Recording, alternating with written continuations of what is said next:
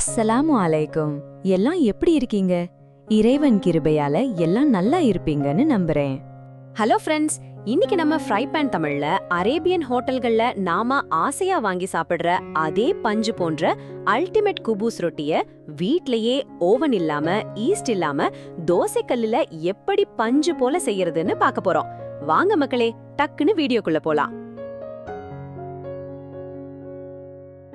முதல்ல ஒரு அகலமான பாத்திரத்துல 3.5 கப் 600 கிராம் மைதா மாவு எடுத்துக்கோங்க. இதோட லேசான இனிப்பு சுவைக்காக 2.5 டீஸ்பூன் சீனி, அப்புறம் 1/2 டீஸ்பூன் உப்பு சேர்த்துக்கோங்க ஃப்ரெண்ட்ஸ். இப்போ ஈஸ்ட் சேர்க்காம குபூஸ் நல்லா உப்பி பஞ்சு போல வர்றதுக்கு 2.5 டீஸ்பூன் பேக்கிங் பவுடர் சேர்த்துக்கோங்க. இப்போ நல்லா மிக்ஸ் பண்ணிக்கோங்க.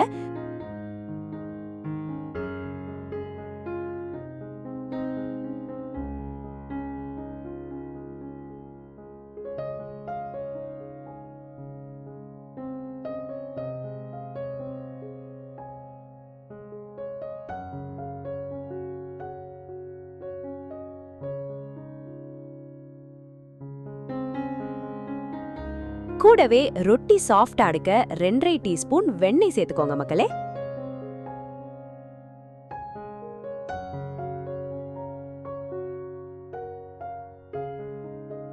இப்போ எல்லாத்தையும் நல்லா கலந்து விட்டு தேவையான அளவு தண்ணீர் கொஞ்சம் கொஞ்சமா தெளிச்சு சப்பாத்தி மாவை விட நல்ல மென்மையா பிசைஞ்சுக்கோங்க ஃப்ரெண்ட்ஸ்.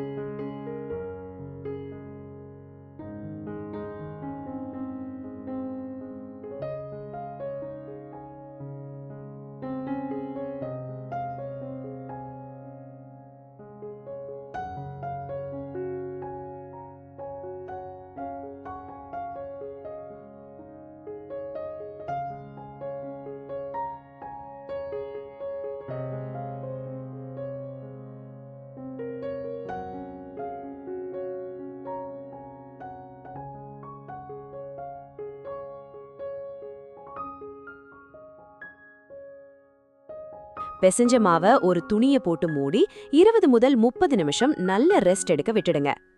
ஊற வச்ச மாவுல இருந்து சின்ன சின்ன உருண்டைகளா எடுத்து சப்பாத்தி கட்டையில வச்சு ரொம்ப மெலிசா இல்லாம கொஞ்சம் திக்கா வட்டமா தேய்ச்சி எடுத்துக்கோங்க மக்களே.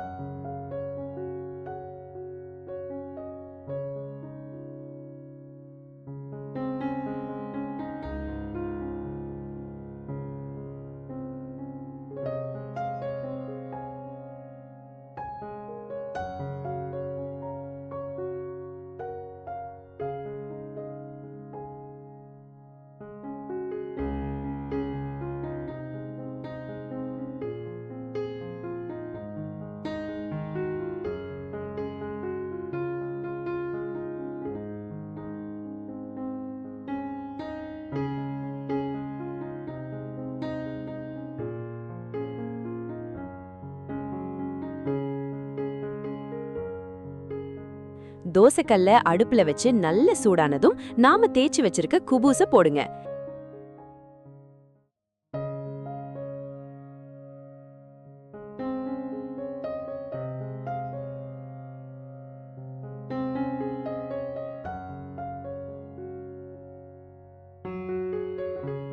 லேசா குமிழ்கள் அதாவது பபிள்ஸ் வர ஆரம்பிச்சதும் திருப்பி போடுங்க ஃப்ரெண்ட்ஸ். பாருங்க மக்களே, பூரி மாதிரி எம்புட்டு அழகா உபி வருதுன்னு.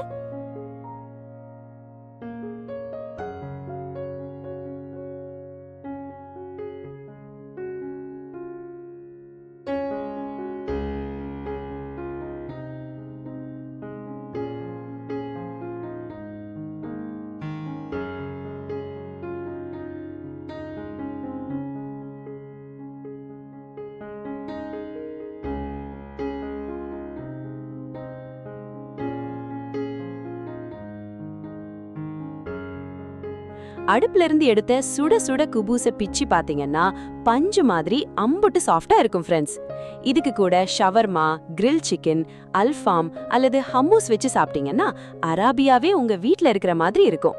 அப்புறம் என்ன மக்களே, பார்த்தது போதும், உடனே மைதா மாவை எடுத்து குபூஸ் செய்ய ஆரம்பிங்க. செஞ்சு பார்த்துட்டு ஹோட்டல் குபூஸையே மறந்துட்டீங்களா இல்லையான்னு கமெண்ட்ல சொல்லுங்க. வீடியோ பிடிச்சிருந்தா அந்த லைக் பட்டனை தட்டி விடுங்க. உங்க ஃப்ரெண்ட்ஸ்க்கு ஷேர் பண்ணுங்க. நம்ம ஃப்ரை பேன் தமிழ் சேனலுக்கு இன்னும் சப்ஸ்கிரைப் பண்ணாம பார்த்துட்டு இருந்தா உடனே சப்ஸ்கிரைப் பண்ணிடுங்க. இன்ஷா அல்லாஹ் அடுத்த சூப்பர் ரெசிபியோட சந்திக்கிறேன். டாடா, பை பை.